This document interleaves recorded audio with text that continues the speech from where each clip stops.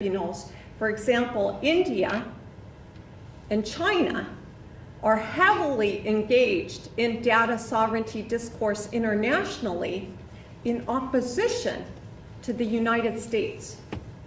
The apparatus of data sovereignty in that sphere is about commodification of knowledge, control of knowledge. The discourse in WIPO is about benefit sharing with the poor indigenous beneficiaries who generated this knowledge maybe, have this knowledge maybe, and maybe deserve a share of the economic benefit from it.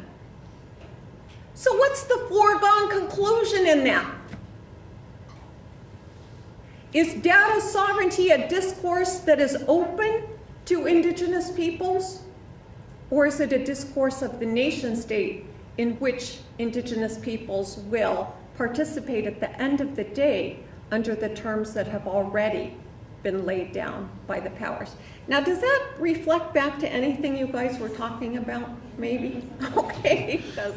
I think it does. All right, so let me just draw out some of the things.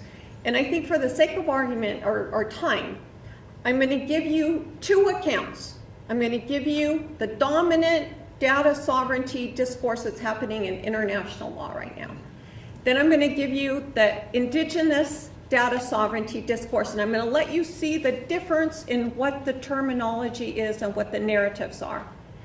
And then I'm going to describe to you, I'm going to pick three or four case studies to show what's happening on the ground in this country right now, in which people are wandering into the discourse without being fully cognizant of what they're wandering into. And then I am going to conclude by offering my sense that there has to be a different way to look at this thing that we're calling sovereignty. And it has to be nuanced and on our terminology rather than the terminology of commodification, I think, that controls us. Does that sound like an okay plan? Okay, because first you have to understand what we're talking about. Okay, so I'm going to read you two definitions from two different international law scholars about what data sovereignty means. First definition, data sovereignty means managing information in a way consistent with the laws, practices, and customs of the nation in which the data is located. And then the author goes on to talk about the differences, for example, in privacy law between all of these different national legal structures. Second definition, data sovereignty stands for the principle that states exercise sovereignty by controlling the data within their territory, independent of other sovereigns. Those are just snapshots, and these are well-known people who write all the time about international law. And it sounds very simple. Premise number one, the sovereign is the nation state. The territory of the nation state is the relevant geographic unit, not people within that. It's that geography. That nation has physical access to the infrastructure, meaning fiber optic cables, servers, that's the infrastructure, the actual computers themselves. And I actually found the regulation that actually the National Security Agency here has the right to go into the fiber optic because it's in its national territory, and that's how they can basically tell what is coming through there. So they have that right. That's a territorial right. What can the state do beyond that? Number one, censor content, monitor online activity, bar access to that infrastructure by external sovereigns if it perceives a threat. So the issue that these scholars are largely looking at is the ability of big multinational corporations to do business in all of these different countries, subject to all of these different laws, and then see that the countries are making requests upon these companies, and they want to be able to defend against them. So there's a very kind of rich discourse about, should we use principles of comity, what should we use to actually adjudicate those? It's like the balancing test kind of idea, right? That you balance these various national interests, but you're looking out for the health of the corporations that drive the economy. Some countries like China require those companies to give physical access to all of their servers, databases, etc., and to store them physically, including the encryption keys, in that country. They don't do that, they can't do business. Other countries, and we live in these other countries, don't necessarily require that, but we do assert sovereignty as a country over the persons and the property that are in the territory, meaning that the law enforcement, for example, officers can make a demand of the companies to turn over information, even if it's housed in some other country, because that company is doing business within the United States. But there are lots of contested claims about the reach of that power. The theoretical driver in that discourse is twofold. There are these two competing views, and for those of you like Angela, you've written tons on cultural property, this is going to be very eerily familiar.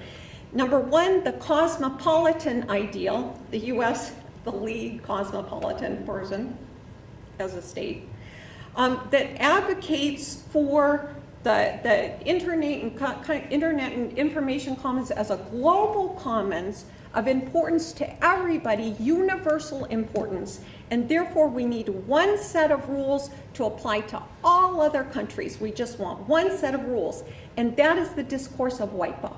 That is the conventions. Distill it all down, make everybody accountable for that version of it, but don't get into the nuances of the different nation states.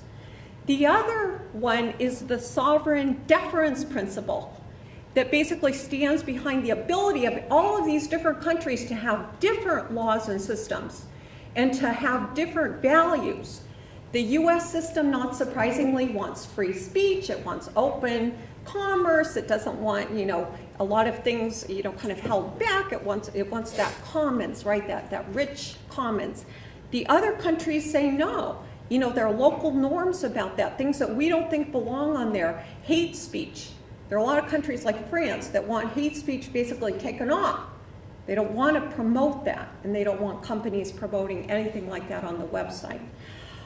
So the jury is out about which of those principles is going to win. But when I read the materials, it was very instructive and looped back into the sovereignty cases, because the block is the countries that were subject to colonization, like India, who are railing against that and really want their systems upheld. The indigenous data sovereignty position is quite different, and it reflects back into, I think, the kind of crisis. So even if you thought about the discussion today, we've looked at data points. Census, who's an Indian? Look at the different census periods and you're going to see a different idea of who's an Indian and how we count that. So it definitely matters. Winona was talking about crime statistics. We don't have a uniform database for the missing and murdered Native women category that has come into the forefront of the conversation now after VAWA 13, and is really highlighted by what is happening up in North Dakota, right, with that influx of workers and the crime rates up there. So there are many missing, potentially murdered Native women on both sides, the northern border, the southern border. There's no uniform way to count that, to report them, and they are not reported by tribal identity, so we don't even know the problem there.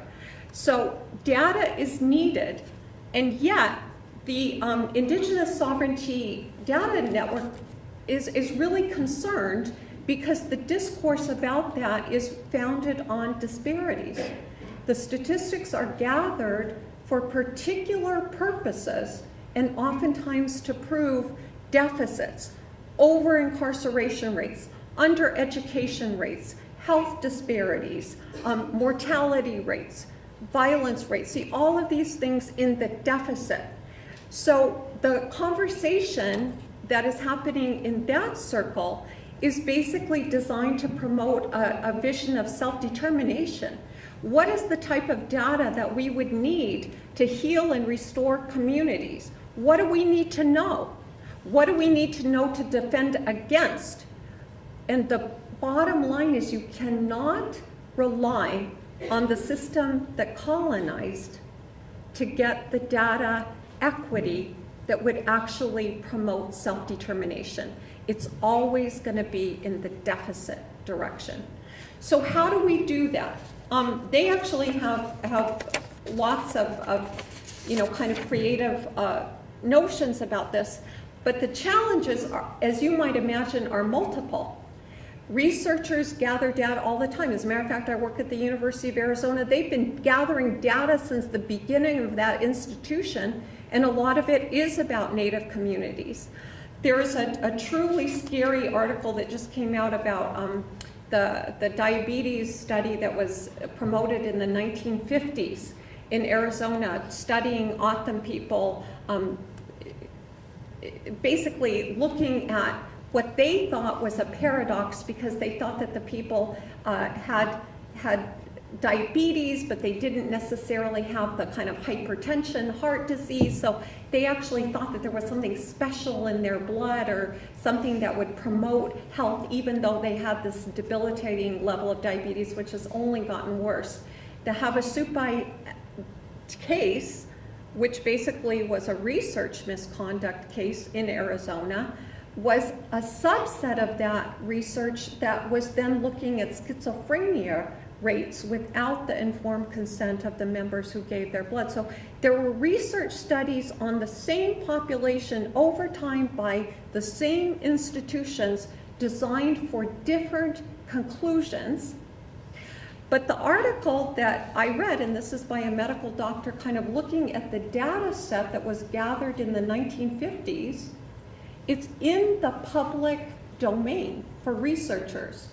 So what researchers are doing now is using artificial intelligence models to scale the results of these old, which they're now de-identified studies, right? There are no privacy concerns.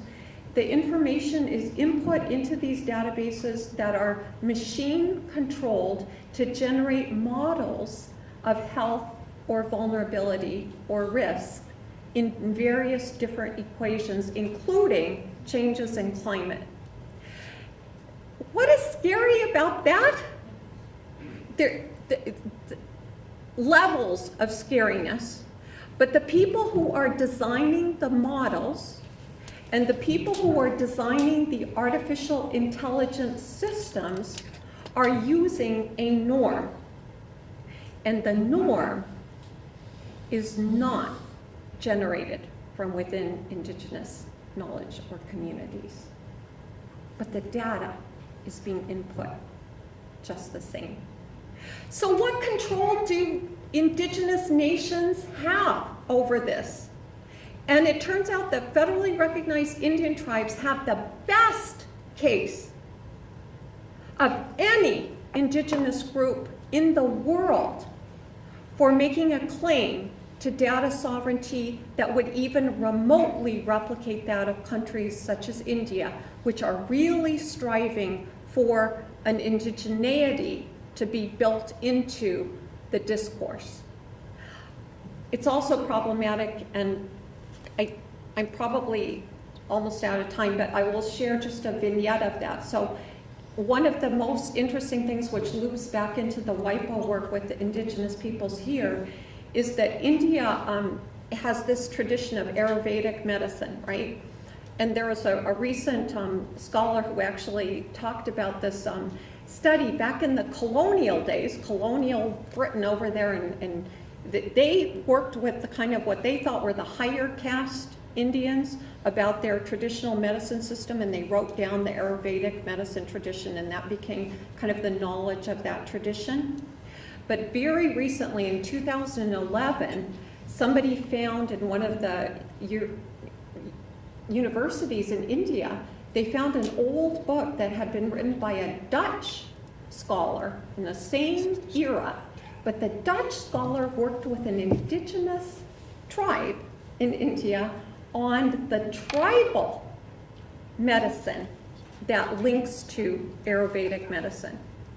And that was a game changer. The knowledge that came out of that was transformative and actually promoted a product. The product, they tried to do a benefit sharing under the old kind of system, let's share some benefits with the indigenous people. Nothing really happened for the indigenous people there. But some enterprising corporation got the formula